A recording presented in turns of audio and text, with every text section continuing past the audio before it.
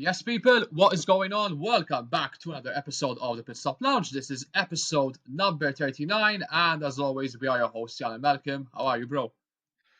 I'm alright, bro. Thank you. I mean, I could be better. Had a pretty rough start to the week, unfortunately. Oh, that's bad. Could be better, but I know it could have been a lot worse. So we'll see how it goes throughout the rest of the week. How are you, bro? You good? Yeah, all good. Fresh from a 10K race last weekend as well, so I'm very happy with my pace and time on that. Other than that, pretty chill and normal weekend. Content stuff wise, racking up the work over there. Formula One wise, not the best weekend, unfortunately, which we're gonna get to later on in this episode with McLaren, obviously. And with that, guys, let us begin today's episode. Before we begin, if this is your very first time listening to this podcast, this is called the Pit Stop Lounge, the podcast about all things related to Formula One, what happens on the racetrack, at the paddock, and outside of it. We do race reviews, give out awards at the same time, and we also talk news of the track as well.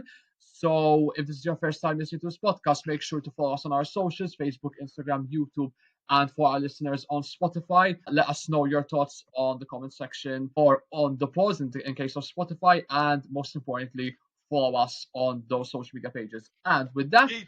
let us begin today's episode. Now, before I think, bro, it's best to start this episode before with talking about one of the past Formula One drivers, a fan favorite driver, more like. As viewed by many, and also one of the drivers that also has had a cult following over the past couple of years, and that is Robert Kubica.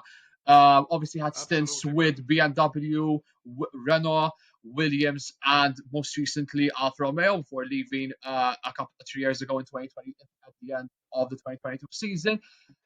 Because Robert Kubica last Sunday won the 24 Hours of Le Mans in a private and bright yellow owned Ferrari.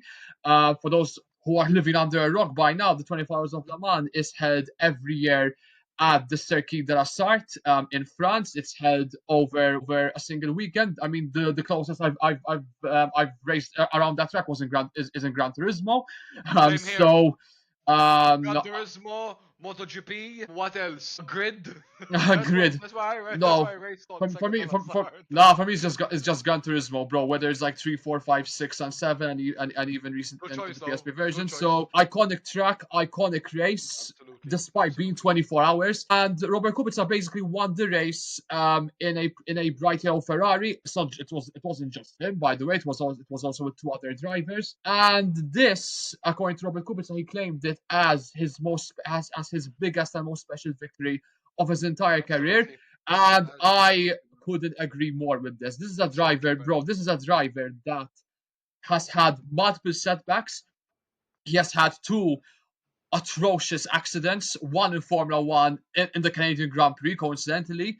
Yes, I believe in 2007. 2007, yes. 2007 And that was. 4 years later, he had an even worse accident in the Rally Championship in Italy, and that accident not only nearly costed his entire racing career, but also nearly cost his life. And to go from that to making a comeback in Formula One and to win on all places at the 24 Hours of Le Mans in France, that for me caps off the biggest underdog story I have seen in racing in recent memory, bro. What do you think?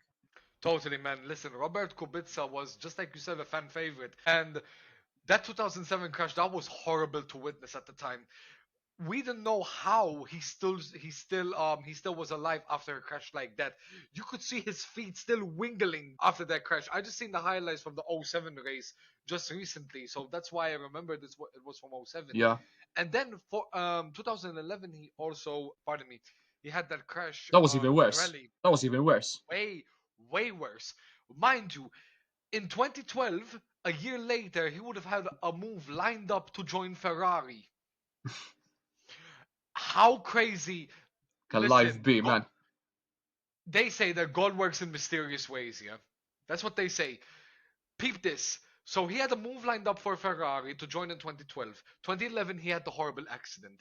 He came back to Formula One. Was it 2019? I believe 2019, I believe, 2018 or 2019 2019. with Williams. Back back with the Rocket Williams, with that tractor of a Williams, by the Yeah, way. He then went to Alfa Romeo at the time, and then left. He joined Ferrari. This is Ferrari's third year in the Le Mans Endurance Championship. and he drives for Ferrari when he was going to join Ferrari's Formula One team back in 2012, and he wins the Le Mans 24-hour with Ferrari. You Ha, can't make this shit up, can't bro. make this shit up. You can't make this shit up. It is absolutely poetic. And everyone is Amazing. going to enjoy that victory, bro. Even just Absolutely. it's just the current F1 drivers in general. Alonso in particular congratulated Kubica, and it was also a fantastic weekend for Ferrari in general at the Endurance Championships, bro, because they Absolutely, finished man. they obviously won the 24 hours. They finished third with the works team, and they initially finished fourth, but unfortunately, that fourth place car, number 50, got disqualified Yeah. for for exceeding the rear wing limitations of the track. So I'm not surprised as to why they got disqualified. But listen, bro, in Formula One, they might be doing they might be I was gonna come they to might be that. doing very very, very underwhelmingly. But the same can't be said for the I, endurance championships, bro. They're killing Bro, it at the moment. yeah, I know. Listen, ever since they debuted it, ever since they did their debut, I wish we could say the same on Formula One. Yeah, but I, I, unfortunately, it's not the same. I was just about to say it. But anyways, big congrats to Robert Kubica, fully deserved. Yeah. Absolutely brilliant, man. And Absolutely that brilliant. is also, bro, before we jump into last weekend's action, that is also Ferrari's third consecutive win at Le Mans as well. So that is an Amazing. outstanding achievement for the entire team. So yeah, massive congratulations to Robert Kubica. Let's hope there's more to come for him, but I think nothing is going to top last weekend's victory, bro. And he is also not Maybe maybe sorry. the Indy 500. No, I disagree. No, I think Le Mans Maybe. is Le Mans as an event in general. It's much larger than the 500, bro. I So don't know. Maybe. I don't know. and also, bro, he also joins a list of of past and also present Formula One drivers that have won this prestigious race. Nico Hulkenberg won it. Fernando Alonso won it. Mark Webber won it way back the Porsche as well. Very happy for Kubica, bro. So congratulations from Absolutely. both of us, and let's hope he has more special wins in his racing career in the future, bro. So Absolutely, man. God with bless. that, let's head into today's episode. Canada, Montreal, the Circuit de Villeneuve. Now, bro, this track is one of our personal favorites of the entire calendar. Absolutely. Absolutely. We're always guaranteed to have a very entertaining race. However, bro, last weekend, Not so much. not so It, much. I will call it a it's a one-off. blockbuster. It's such a rarity that Canada usually doesn't have any sort of drama. I mean, we've seen drama, but not as much. How would you call it? There wasn't much There action wasn't going much on action as we going hoped on. for. Much action going on as we would have hoped for, and what we usually Yeah, see in Montreal.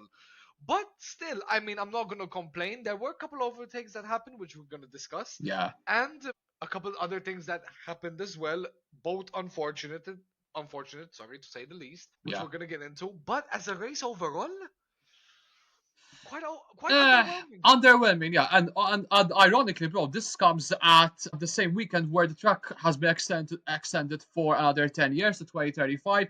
The least surprising news, to be completely Absolutely, honest about this. But yeah, overall, as a weekend, not like the worst race of all time, absolutely no. but I expected a little bit better than that for sure. So we're gonna jump straight into it, guys. We're gonna start with qualifying, and then we're gonna talk about the race, and then at the end of the episode, we're gonna give our usual awards: driver of the day, loser of the day, dick of the day, and clown of the day.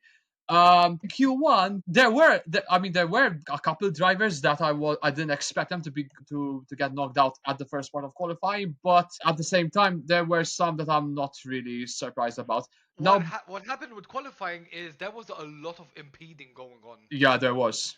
There was quite a lot of impeding, and speaking of Q1, Carlos Sainz was one of the victims Yeah, and that got his impeded crazily in yeah, I can't remember by who. I believe it was yeah, by Yuki Tsunoda, I believe. yeah, It was a and yeah, safety car. and end up getting a penalty as well, I believe. Absolutely, ended up getting the penalty for that. So there was a lot of impeding going on. And bro, But his teammate Alex Albin, he nearly got himself knocked out of Q1 as well because he suffered damage in his car as well. But luckily, he managed to get it out in no time, and he finished in sixth place, and so he got himself out of Q2. But in Q1, bro, as we said, Carlos Sainz in 17th, one of the victims of being impeded by Yuki Tsunoda. Obviously, Yuki Tsunoda ended up getting a 10th place grid penalty for not just with the impeding, but he also did some overtaking under red flags during practice. So a big blow for him. With regards to the rest, in dead last we have Pierre Gasly. In 19th we have Liam Lawson. Lance Stroll in 18th, home soil. So much for that. I Um, expected a redemption arc, bro. I'm no, not gonna lie. forget about your redemption arc, bro. He's not going to be performing in that car for sure. I wanted a villain arc, especially in his hometown, coming back, Canadian spice and the whole 9 yards. You know what I'm saying? And he only I manages expected more. 18th. And he only manages 18th. Disappointing. Carlos Sainz in 17th, as we discussed, and Gabriel Bortoleto in 16th. Not many two surprises, bro, right? Not many, not many. I was disappointed with Science, man. He was so unfortunate to get Yeah, impeded, man. He was so unfortunate. And there was a lot of impeding going on here during the weekend. yeah, he During ended. Saturday, sorry. Yeah, Hajar also was one of the was one of the impeding victims, bro. He ended up also getting a three place grid penalty for impeding during qualifying. Now, obviously, Hajar finished way above those who got knocked out of Q1 and Q2. Oh, sorry. Um, Speaking of which, bro, in Q2, the two Hasses, Esteban Ocon and Oliver Berman in 15th and 14th. Again, not surprised. Not I that mean, surprised. but they needed it though. They needed it They because did, yeah. they had a couple of rough weekends, didn't they, Haas? Yeah, they They had had. rough weekends. So they may not be the brightest 14 and 15, but again, it's baby steps, and it's all about baby steps sometimes in Formula One. And Ocon had and Ocon's race, bro, was even better than his qualifying performance, Absolutely, which we're gonna get to absolutely. later on. Um, Nico Hulkenberg in 13th. Bro, speaking of drivers that are currently are going about their business at the moment, Nico Hulkenberg, again, his race was even better, but in qualifying, 13th place with the Sauber is not the worst result on earth. Listen, pardon me. Sorry. Took a um, bad one there. Nah, the acid reflux, bro. It's killing me. I'm on 7 Up just for the acid reflux so I can burp. But anyways, Hulkenberg. I've been seeing quite a lot of chatter recently on Hulkenberg Yeah, saying that he never got a shot at the top team, and it caught my attention. yeah. It really caught my attention. I don't know how Hulkenberg never got a shot at a proper team, a proper shot at a top team. Sorry, that's what I meant to He's say. always been that dark horse, bro. Ever Absolutely. since he started his F1 career, basically. Absolutely. And listen, Lord may come the day that he gets his first F1 podium. And when he gets his first F1 podium, everyone will rejoice. Even though he's in the Kick Sauber and the Kick Sauber is like a tractor, Yeah, I'm still not surprised he made it into Q2 and finished 13th place in the quali. yeah. Obviously not. He pushed that car as far as he could because, as you said, that Sauber is literally a tractor compared to the rest of the cars on the field. Um, However, I to get out qualified by Franco Lapinto's Alpine a little bit. That might sting a little bit, considering Listen, Colapinto's recent form. What do you think about that? listen. But Pinto needed an answer of some sorts, man. Because he was getting ever since he came back. Was it Imola? I Yeah, believe he was getting out qualified by Gasly, yeah, out raced by Gasly. So he needs to show Flavio Briatore, of all people, why he brought him back, why it was the right decision to bring him back. And yeah, luckily, sometimes, listen, with drivers and even cars, but drivers in particular, they perform better at certain tracks. Certain tracks may favor them. For example, Colapinto prefers Canada rather than Imola. With Gasly, it's the other way around with certain driving styles. I'm not surprised. Listen, Colapinto needed that quali, needed a decent yeah, result, for and sure. he was gunning for Q3, but it was a long way off. Still, It was a it long was still way a off. long way Yeah, off. for sure. Still a long way off. And rounding off the drivers who got knocked out of Q2, Yuki Tsunoda in 11th place. Now, obviously, that really didn't mean much for him because he ended up getting a 10th place grid penalty, so he had to start the race from the back of the grid. But yeah, 11th place. That's another qualifying session. He got knocked out quite early. I would add. But again, going back to his penalty, I think regardless of where he was going to end up, bro, he was always going to start the race at the back of the grid, and that unfortunately Yeah, was regardless. what was his own doing. What was What was his fault? what would what the only thing Yuki could have done is qualify as high as he could. So the 10 plays good penalty, for example, let's say if he qualified first somehow, he would go 10 plays good penalty, and we would have started in P11. Yeah, So the best he could was go as high as he could go as high as he in could. Yeah, quali, go as high as he could in quali, and then hope for the best. yeah, That's all he could do when you got a 10 plays good penalty. yeah, definitely. And in Q3, our top 10, this is where it gets quite interesting, bro, because we've had, specifically with my team, there were some pretty big surprises of where we ended up. But nevertheless, Alex Albon in 10th, with the Williams, that was a much needed boost for him. Because his last couple of races and even qualifying performances, he wasn't quite hitting the same form as he started at the start of this current F1 season. So 10th place for Albin, solid result. Isaac Hajar ninth again. He's continuing. Isaac Hajar Another Q3 continues. appearance, man. Yeah. Another one like DJ Khaled, Yeah. bro. Hit him up Another another one. Q3 appearance for him, but unfortunately he was a bit he as I mentioned just a couple of minutes ago, he had to start. He had a 3 place grid penalty for impeding during qualifying. So, Unfortunately. but ninth place, bro. Again, we've mentioned this in the last couple of episodes. I think Isaac Hajar has been the standout rookie of this F1 season, besides obviously Kimi Yes. Antonelli. What do you think? Absolutely, man. Listen, another one like DJ Khaled Yeah, with the Q3 appearance, another Hajar. one. Absolutely brilliant from Hajar. I don't think anyone expected Hajar to be this decent, especially in a V carb. Let's Yeah, be honest now. in So, a secondary car.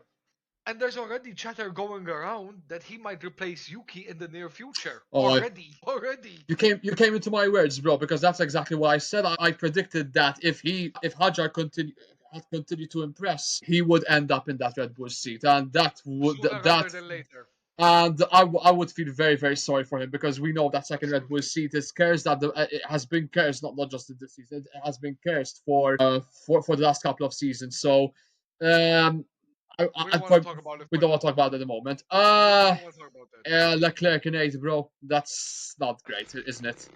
I mean, listen, I didn't expect I didn't expect to see a front row. Hell, I don't expect to see a any front row start anytime Time soon, soon. man. The thing is, the only time we've seen a front row start was with Hamilton in the sprint quali in China, where he won the sprint. But I'm not expecting a front row start to a race anytime soon. That Ferrari, bro. Just have no words for it. I don't know what else to say, bro. I don't know what else to say with that Ferrari. It just lacks so much. It lacks a lot. Yeah. I don't want to. I want to talk about it for now. I don't want to keep talking about Yeah, it because obviously because there's a lot more I have to say. because yeah, I think you have to save that for the race, bro. What do you think Yeah, about that? absolutely. That's why Um, I don't want to talk. and bro, and listen, I'm also disappointed with more than Oscar Piastri with Lando Norris, bro, because he only managed 7th place in that rapid McLaren. Because unfortunately, it was his own doing. Because in Q3, his first lap, he made the mistake at the final corner. His lap time had to be deleted, obviously, with no surprises there. And even after that, bro, with just a couple of minutes left at the end of Q3, he only managed seven, and he only managed as far as he could in just 7th place. And even with Verstappen's time, he was just half a minute slower from Verstappen's Red Bull. Um, just not good enough. And compared to his teammate, he was his lap times were much quicker than him, and he was on provisional pole. Actually, he finished 0.803 seconds behind his teammate, which is nowhere near good enough, bro. Absolutely, man. Listen, I was quite surprised, but even in practice, there were signs He made showing mistakes. that McLaren were gonna struggle in this circuit. I had a There were signs. There were signs in Yeah, practice. Now, usually we don't care about practice because practice, it's all about those were the first signs, though, bro. I'm not gonna lie. testing, tire sessions. But when you see practice, you always usually see McLaren there or thereabouts in the top three. Where did they finish in practice? FP1, FP2, FP3? I don't know. In Way, fifth, right? way, way behind fifth place, if I'm not mistaken. But I think, Lando finished first in P3. Finished yeah. second in P2, and it was Verstappen and both the Williamses in the top three in practice one. And the thing is, he was showing pace. The problem was that his errors were characteristic errors just from his side. So Listen, that um, says a lot. says a lot, bro. I mean, That says a lot. And we're he gonna get can't. to characteristics on Norris later Yeah, on. later on in the race. And for me, bro, those were the first signs that this was not going to be our weekend. Yeah, And it did look you like you it. you, It you did look kind of like you it. kind of expect you have to expect those type of weekends during any season, especially if you are challenging for the title. Because listen, a title fight is rarely smooth sailing. There have been very few seasons where I mean, title fights have been smooth sailing to the very least. the last one we remember was 2023 with Yeah, Verstappen. that was the last one. Yeah, not good enough for Lando Norris. P7. If I get to his teammate Oscar Piastri in third place, listen, he did the best he could. He was on provisional pole. The thing was, the two other drivers in front of him were just set up There, there was a quick. there was a faster car this weekend, and Yes, this there faster was. car was from a team that always does well in Yeah, Canada. For some apparent reason, yeah. I don't know the reason why, but for some apparent reason, they always do well in Canada.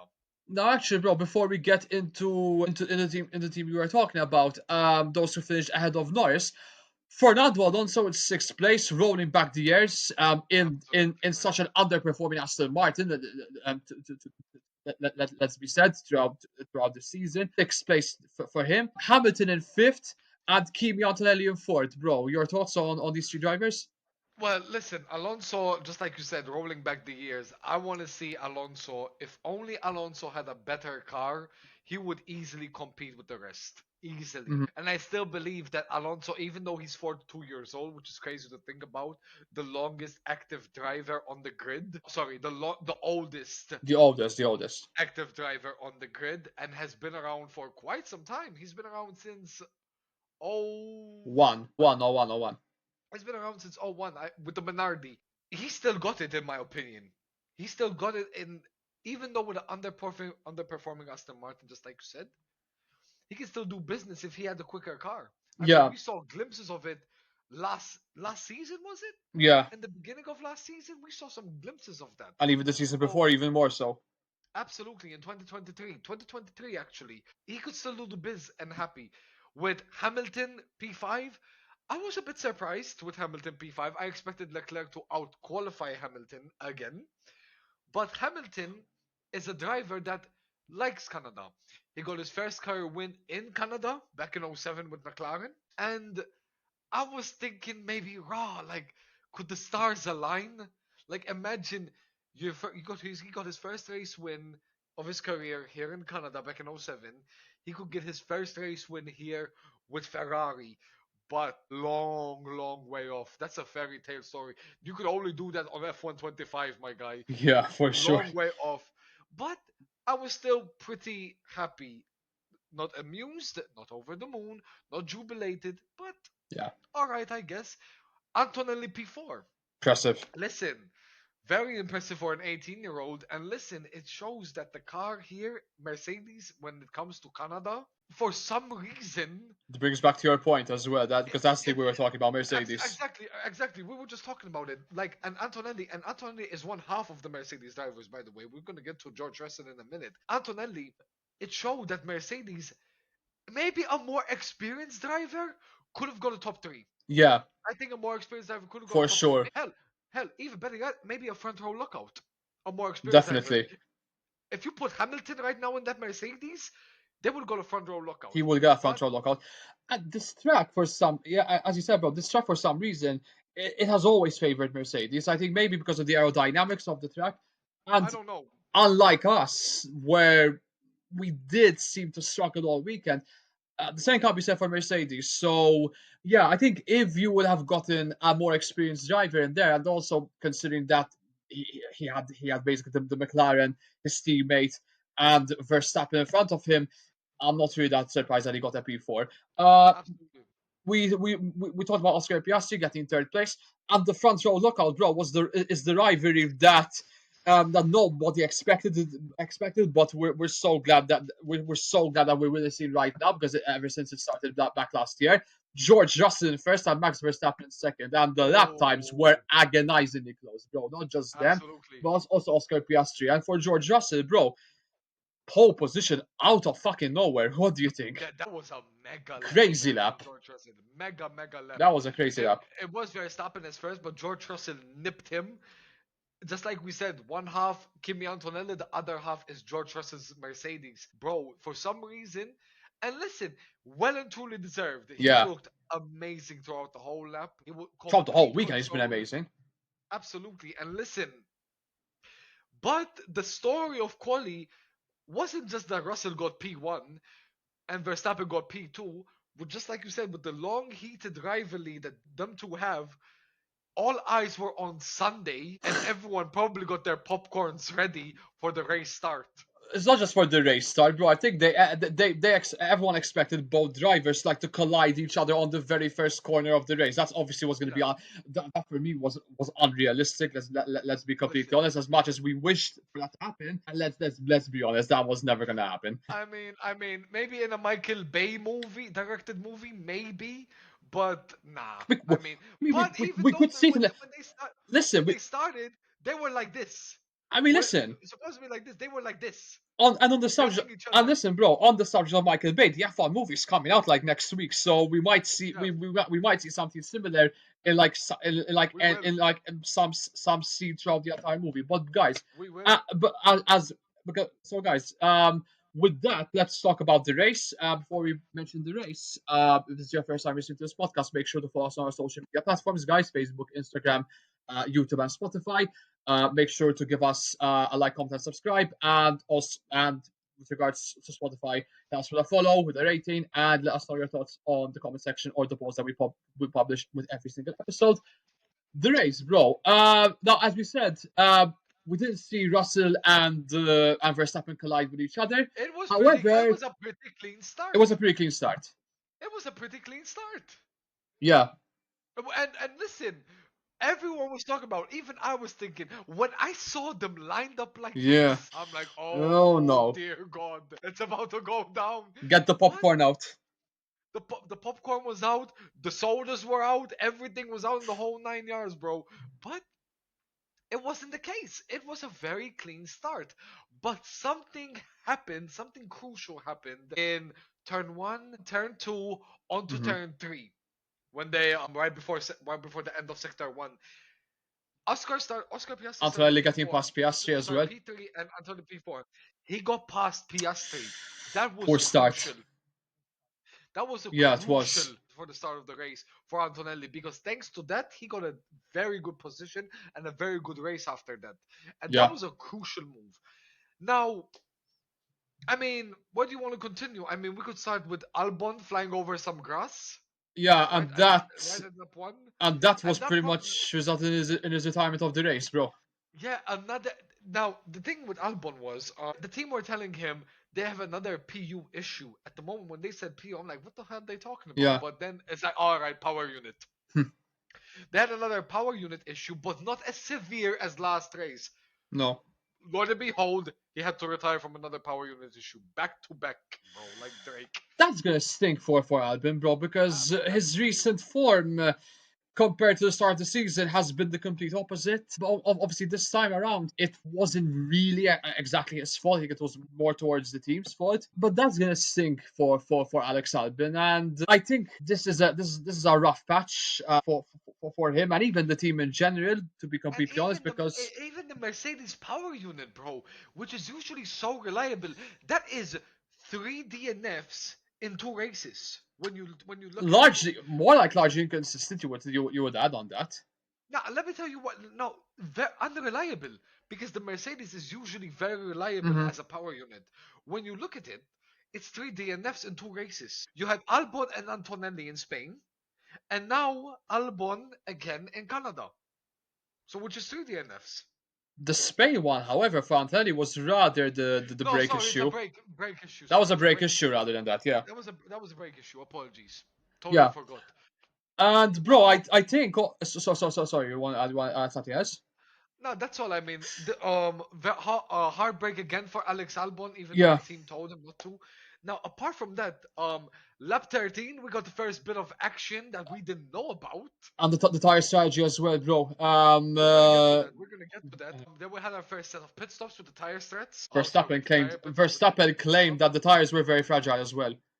Absolutely, them mediums were melting like Yeah. ice cream in the sun, bro. In 35 degrees, 40 degrees sun. Them mediums were just melting away. No. Now the top four, the top five, Yeah. no, sorry, because from the top seven, the top eight, sorry, the top eight, only Norris and Leclerc started on the hards. Yeah. The rest started on the mediums. And that was interesting for Lando because Absolutely. I think when I saw that he was going to start with the hards, I was like, maybe they're going for like a two-stop strategy, or maybe instead of a three-stop strategy, because most drivers went with a three-stop strategy. It was gonna be a Um, two-stop regardless. It was all about how were they gonna play around with the tires. yeah, for sure. With the mediums, they had to go either mediums hards or mediums mediums.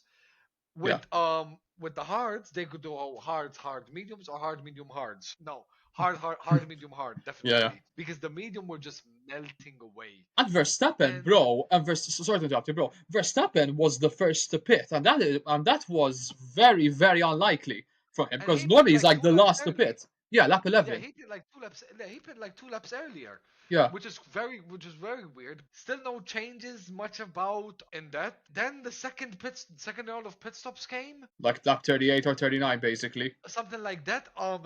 With Leclerc with another Ferrari blunder, to say the least, another Ferrari blunder. Never a dull Leclerc was moment, just bro. Leclerc was just telling them, bro, to go Plan C. Plan C to plan. The engineers first told them there was Plan B, and Leclerc was like, you know what? I think it's Plan C. I don't know what they were talking about. If I'm being honest with you, but when he got to the pit stops and they put on another set of hards from the other set of hards that he had on, he was like, "Didn't I just tell you that this is not what I wanted?" So again, Makes no another Ferrari sense. blunder. On the other hand, Russell, he got in for a first set of mediums. They were keeping their options open. They And were they've keeping. made his pit stop at the right moment, bro, because he managed to get out of Verstappen in no time in lap He, 39. he got it in a lap later. No, sorry. From the hards to hards Hard and sides, hards yeah. to mediums for Norris was their first pit stop. And also, bro, at the back of the grid, there was some action going on between Lance Stroll and Pierre Gasly. And Stroll, there was some impeding going on between him because he forced Gasly off the track. And obviously, Gasly was pissed about that and he wanted that penalty for because of that. Yeah, I mean, but Yeah, with all due respect, it was not really in this thing. It wasn't going to cause a safety car or yeah, anything. yeah. Other Now, than that, not so much happened after that, bro. listen, for a Canadian Grand Prix, very underwhelming. Yeah, It was a bit semi interesting with the different tire strategies, but other than that, the top three from the start, right after turn three, remained unchanged. yeah. But However, it was lap 60. It was the yeah, last 15 where not drama. So we were gonna have yeah. some action because after the Between the second two round of McLaren pit stops, drivers, we're gonna get to that. Now, the yeah. top one, the first and was it fifth place? Fifth place was separated by what? Like by 1.5, No, they 2 seconds. were very And close. But the top five were all close to each other, basically. Pause. so between the top five was a very close race. It could have been a shootout, basically. Could have been a shootout, even though Russell had a bit of an advantage, but still, the chance was still there because you need to consider that the both Mercedeses and Verstappen pitted way earlier than both the McLarens. Yeah, So the McLarens had a bit of a fresher tire. They had a bit of an advantage there with the fresher tires. And as Piastri was trying to overtake Antonelli around lap 62, something like that, 61, 62, they were already catching up to the back markers. yeah. They caught up to the back markers, and Piastri, Like the back fuck, those back markers, markers fucked him up, huh? yeah, they ruined him, man. They really They ruined him. absolutely ruined And him. thanks to those back markers, not only did Antonelli increase the gap from Piastri, but Norris closed the gap onto Piastri. And they were, and that was like mine and McLaren and every McLaren's fans' worst nightmare. Seeing both drivers going head to head, basically more Listen, Norris bro, than Piastri. what are McLaren's rules? Papaya rules. Papaya. Papaya rules. So sometimes it may work. Sometimes you may end up damaging your front wing to your teammate and ended up in the barrier on the start finish straight. And that's exactly That's what happened. exactly what happened. And that's exactly what happened. Now, listen, on lap 66, Norris got a great DRS off Piastri. They were side by side on the back straight, and Piastri still took the corner on the start finish straight. He was closing in, closing in, closing in. As they got to the finish line on lap 66, Piastri is like, at one point, he kind of like closed the door on the inside, Yeah, but he had his whole right clear. the whole right hand Norris side is was clear, man. instead of Norris taking the right hand side, he still took the left, went up behind Piastri, paused, and got his one front wing completely knocked off, chopped off, Out of the into the race, barrier, and out of the race. and the race ended behind safety car as well, by the way. Absolutely. And ended behind the safety car to remove Norris's car and the debris that Norris left behind. As soon as I saw that crash, my first thought was, shit, what is Jan thinking? Jan, what were you thinking? Um, that's on him, bro. That is on him, Absolutely. unfortunately. And listen, of course, there's gonna be the Bailando memes gonna come in like wildfire on the internet, and trust me, after the race, I've already seen like 5 or 6 of those. It was the Bailando, Bailando memes, of Bailando, course. Listen, Bailando. his haters are gonna have a field day on this, no doubt about it. But listen, I firstly, couldn't believe it.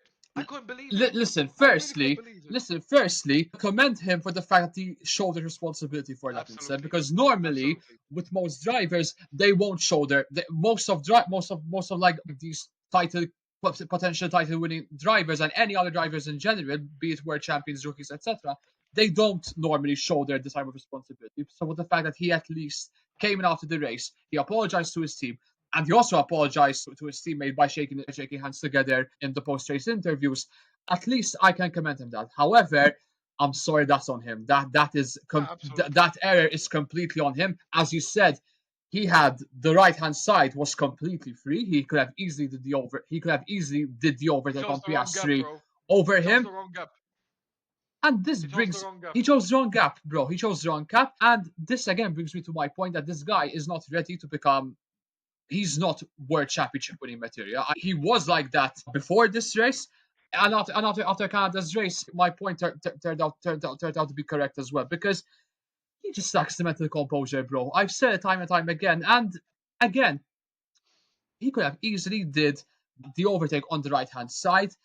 And it seems to me, bro, that every time this guy has some sort of pressure, he just fumbles the bag completely fumbles Every the time. bag. He underperformed in practice. He did a pretty big mistake at Q3 by going off the track at the last corner of the track. He only matched 7th place. He had the pace all weekend. This guy had the Oh, he had pace. he He could had have the if he had the decent pace, and if he didn't make those errors, he could have easily got himself into the podium. But no, what did he do? He, for some reason, went behind I don't think the behind his podium. teammate. I don't think the Pause. podium was still on though. I don't think the podium was still on though. But listen, bro. As we said, those back markers screwed Piastri big time towards last I don't couple of think. laps. Even though Piastri was so close, I don't think he could have got him because with how Antonelli was managing the battery and how he was driving Yeah. and closing down the spaces, he looked very mature for his age, and he wasn't like he was gonna get him. And also one thing, God is on Oscar Piastri's side because if Piastri end up with a puncture, he could have also end up getting knocked out of the race, and we would end up with a double elimination, which for our our our driver and constructors championships that would have been a massive blow. But for somehow Piastri walked away from that Unscathed. completely unscathed, and and he ended up getting P4, which for him for the drivers championship that is significant points in the bag because considering that we underperformed massively throughout this entire weekend, to get 4th place is not a bad result for him. and even the entire team. But overall, that was easily our worst weekend of the season so far, Yeah, yeah, without absolutely. any doubt. Listen, it's And the first Fernando, weekend where neither McLaren finished in the top three. yeah, as well. And listen, I had a sinking feeling that we were gonna have a weekend to forget for both drivers because we showed out those signs showed both in practice and the qualifying and the race even more. Listen, that error was completely what was a complete characteristic driver error from Lando, no doubts there. But we honestly we never stood a chance of winning of winning that race for the entire weekend because as you said, as we both said, that Mercedes was just quicker compared. I was It was, not just faster than us, but also with both Red Bull with both Red Bull cars. and hence why it's George Russell who won the Canadian Grand Prix, led from every lap from start to finish. Fully Impressive, deserved very victory, impressive. man. And listen, bro, I'm seeing comments, some from both of our friends, by the way, that this was completely luck based. No, I'm sorry, I completely disagree Nah, with that. nah, That was not nah, luck nah, based. nah. He got he I know who you're talking about. not I know who just you're no talking not about. Martin. I'm talking about other friends in general because that was not luck based. Nah, That nah, not was at all. all. That was complete skill from Russell's side, and it was a If fully deserved win. listen, if there were some safety cars, I could see an argument Yeah, being made there. no, But no, I disagree. the safety car came out thanks to Lando Norris's crash on lap 66, and the safety car finished. Sorry, the race ended behind the safety car. Yeah. So, but Russell, he dominated the race from start to finish. And even his pit stops, bro. His pit stops were absolutely precise. They came at the right time. He made that crucial overtake after pit stop on Verstappen, which basically that decided in a way the race, as you can say. But it's not just him, bro. Mercedes in general had a superb weekend. They Russell in had the first, package. They had the and package. Kimi Antonelli in third place. That's obviously Antonelli's first ever podium in his Formula One career, and it's certainly not going to be his last one, considering All thanks, how he's going throughout the all season. thanks to that turn three overtake on P. That was that was not just a great overtake, but that was a decisive overtake. Absolutely. That was, and listen, pardon me. With Antonelli, no one expected for him to get a podium this early in his career. Very early. Considering with how very early in his career, especially with how Mercedes started. Yeah. So absolutely mega well done. Mega well done to Mercedes. Fully deserved. George Russell, amazing. Fully deserved. He got the pole. He got pole position in quali. Led from start to finish. Absolutely fully deserved. And Antonelli, big well done to him mhm, for getting the P3, his first yeah, of many, many let's podiums, I'm hope sure so. he will Let's go hope to. so is the first of many. And Verstappen sandwiched pause in between them in P2. I mean, No where he complaint. started, he Shouldn't finished. complain much about that. Yeah, absolutely. Clean race. Listen, they had a clean race, him and Russell. Yeah, Considering what happened 2 weeks ago, they had a clean race. And yeah, listen, man. Yeah, at least it's good. At least it's good. yeah. Listen, for those fans that wanted a spicy race between the two, they're going to be disappointed because that was not the case. But listen, there's still a very long way for the season to go, so that spicy tension between them, pause, might happen in much later races in the season.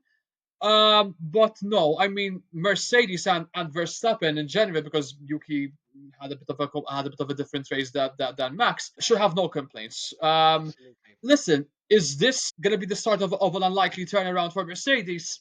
I don't know, because Could be, it could not could be. be, We could don't not know. be, could be a one-off, but let's wait and see. But this is easily their best week of the season so far, and George Russell continuing to show that leadership role with such ease, as I may add. Oscar Piastri, as we mentioned, in fourth place. Again, he could have easily ended up like his teammate out of the race, but God was on his side, and he still got some important points in the back. So, yeah, not a week to forget for the entire team, but for Piastri in general, that is obviously going to increase the gap between him and his teammate, and even Russell and Verstappen for the drivers' championship. So it could have been far, far worse for Oscar Piastri. So he was very, very lucky in that regard. The two Ferraris, Charles Leclerc in fifth and Hamilton in sixth. For Lewis Hamilton, bro, it was Groundhog Day because on lap 13, Oh, pun the intended. the Pun poor intended. soul, pun intended, by the way, the poor guy killed a groundhog quite literally. He had significant damage on his front wing, and that obviously that costed him his entire race because he was much, much slower than his teammate and even his drivers that were in front of him. But that was so unfortunate, bro. I mean, he was absolutely devastated at the end of the race because he found out as to why.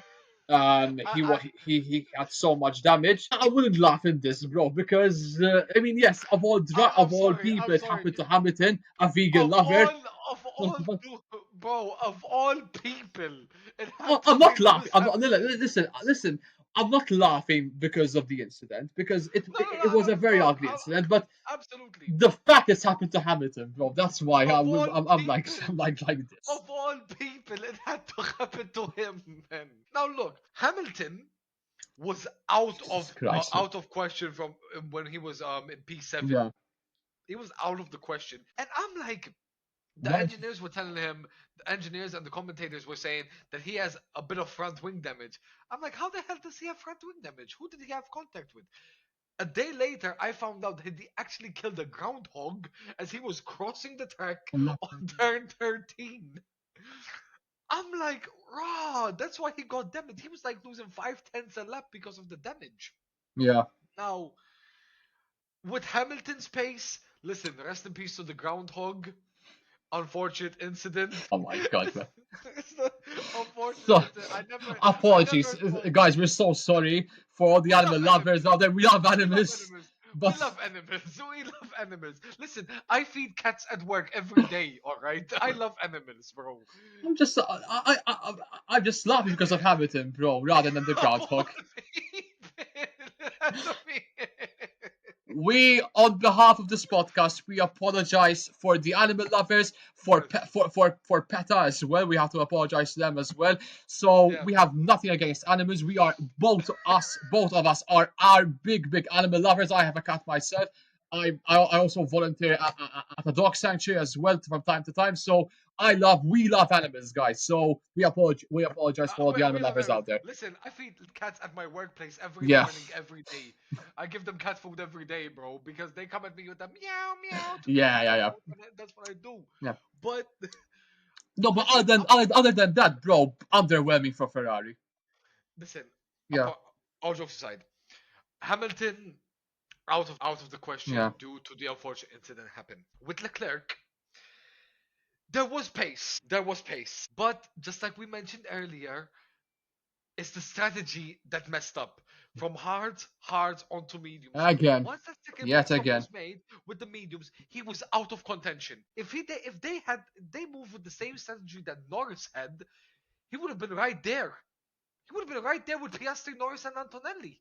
It would have been a four-way shootout for the top three, Yeah, for third place. Sorry, would have been a third place shootout. yeah. Absolutely, four-way. But again, it's another Ferrari strategy blunder. Blunder. Now, now, now, I want to mention a couple things. There has been a lot of chatter recently, a lot of reports that Ferrari are considering second Brett Vasseur, as well as Charles Leclerc being very unhappy with Ferrari. Now, if they Ridiculous. sack Fred Vasseur, if they sack him, it would be outrageous because certainly there are far bigger problems in the team than Fred Vasseur himself. In my opinion, Fred Vasseur is still a great team principal. Absolutely, he's great. He's good. Very awesome to have as a team principal. Much better than Matteo Benotto, easily. Yeah. But he is not the problem. Nowhere near the problem. No, As he for Charles isn't. Leclerc, if there really are reports that he is unhappy with the team and he's losing faith with Ferrari, I can definitely see that. Because how many fuck ups has Ferrari done for Charles Leclerc? Monaco 2022, Paul Ricard, France 2022, Canada last year, Canada last Sunday. Where else? The list is endless. Hungary It goes 2022, bro. Australia. He had water in the seat. Must be the water, Must be the water. bro. Is what A lot of blunders, a Walking lot memes, of bro. failures. That's what Ferrari are at the moment. They are a walking meme, literally. In Since Formula One, we're talking about, but because endurance is another story. But they're just a walking meme, Ferrari, bro. yeah, Time and time again. listen, man, I don't know what else to say. If that is the case, if Leclerc, judging by the reports, if Leclerc is unhappy, I can definitely understand that. Totally understand that. Where he I don't ends up have any after more patience, Ferrari, bro. you don't blame him. We can't Don't blame blame him. him. No, don't blame him for We can't sure. blame him. Where he ends up if he has to leave Ferrari, don't know that. I can't say that. No idea where. He could be ending up anywhere. Hell, he could end up with a Red Bull. He could end up with a Kick Sauber. I don't know. No. But I can see that he may be frustrated. This is a potential world-winning driver, world-winning championship driver here, and that's why he joined Ferrari to win a To win. title, not to be and qualify fourth, fifth, eighth. He's wasting his years, bro, I think. Absolutely, and with a Ferrari of all teams, nah. There needs to be. We discussed this many times, man. Many times we've discussed this, and I'm tired of it. I'm really tired of discussing this. I don't know what the Ferrari team is gonna do. I don't know what the decisions are gonna be, but I hope and pray that we have a turnaround as ASAP, man, because this can't continue any further. Me personally, I'm gonna be straight up honest with you, bro. I wrote the season off already. And you I wrote the season off. I'm and being you're honest with and you. you're not wrong so far. I wrote the season off until we see some. We see something. If we don't give a if we don't get a front row start this season, man, I know it's still round 8. Is it round 8 Yeah. or round 9? Round 8, Eight sorry. or nine, yeah. Yeah, round 8, round 9, something like that. Not quite sure. And still no front row start apart from the sprint in China, bro. Problems. And that's No, all I have to say on that matter. yeah, I have nothing to add on that as well. Ending up the top 10. Bro, there were some pretty impressive results because we got Fernando Alonso in 7th, Nico Hulkenberg in 8th, Esteban Ocon in 9th, and Carlos Sainz in 10. All four of those drivers, bro, very impressive. We start with Listen, Fernando with Carlos Sainz, Alonso. Sorry, sorry, Fernando Alonso, back the to fact that he back. started 6th and he got P7, Fernando Alonso was in no man's land during the whole race. Yeah. He was in no man's land. He had no competition. Norris overtook him, then Leclerc overtook him, and Yeah. then that's it. And but that is obviously well needed, bro, because considering that he's had such a disastrous start to the season, to get back-to-back points now, maybe signs of good things to come from him, getting some Hopefully. getting a bit of a purple patch form. You could add as well. Even more impressive, bro, are Nico Hulkenberg and Esteban Ocon Thank you. in 8 because obviously Fernando Alonso, he has rolled back the years because of his experience, but Nico Hulkenberg and Esteban Ocon in the Haas and in the Sauber, bloody impressive for both drivers. Yes, it's just 3 and 2 points, but Still the points. those important points for them in the constructors in the constructor standings as well. So And very impressive for them. considering Haas, I mean Nico Hulkenberg, that's back to back in the points. Yeah, Back to back Grand Prix in the points. And Haas, yeah, they needed to get a top. Thank God they got a top 10 finish because they needed that. yeah, They needed that. They've been horrendous. And I believe was this was Haas's 200 Grand Prix, wasn't it? yeah. It was This was Haas's 200 Grand Prix, which is amazing. good occasion for them. So thank God it was their 200 Grand Prix in the sport since they debuted it back in 2016. And what a way to bounce back by getting in the points. It's a measly 2 points, but hey, every point counts for these small Yeah, teams. for sure. As for Carlos Sainz, Yeah, one he got point, P10. one He got point. P10 thanks to Lando Norris's DNF because he Yeah, was in P11. yeah, for sure. But hey, still a point. He started from P16, so from P16 to P10, Yeah, decent. definitely. All right, that's the Grand Prix. Get to the awards. Driver of the day. George Russell. Definitely Mercedes. If I would pick between him and Russell Antonelli, definitely George Russell. George Russell. Complete command throughout the entire weekend, qualifying and in the race. So deserved driver of the day for him. If I would pick other contenders, you could say Oscar Piastri because he didn't go because he walked out of there unscathed. You would say either one of Fernando I Alonso, will, Nico I will give Hulkenberg, it to Antonelli. or Esteban Ocon. I would go I George go with Russell for sure. Antonelli as a shout. Um, No, George Russell, but Antonelli, I'd give a good yeah, shout as well. definitely him. Loser of the day, Lando Norris, easily. There Yeah, are no debates on that. yeah. Listen, Ferrari are a good shout as Their well. shout, their shout, their shout, their But shout. Lando Norris definitely is loser of the day, bro, because Yeah. all eyes are on him. Tupac Shakur style, quite literally. Um, All but yeah, he is loser of the day for sure. Other contenders, hometown boy Lance Stroll from 18th to 17th. That's a driver of the day performance, isn't it? From the Villeneuve guy. You could I don't say want to talk. either of the Alpines as well, but no, Lando Norris is definitely loser of the day. Uh, do we have Dick or Clown of the day? Not really. Not much. Not really. No. No, no. Not really. Vacant for today. Bacon for today, yeah, for sure. All right, our top 10 looks something like this. The two McLarens remain on top. Oscar Piastri in first and Lando Norris in second with 198 and 176 points, respectively. Max Verstappen and George Russell remain in third and fourth with 155 and 136 points. The two Ferraris also remain in fifth and sixth with Charles Leclerc with 104 points and Lewis Hamilton with 79 points. The same goes for Kimi Antonelli. I think the top 10 mostly unchanged.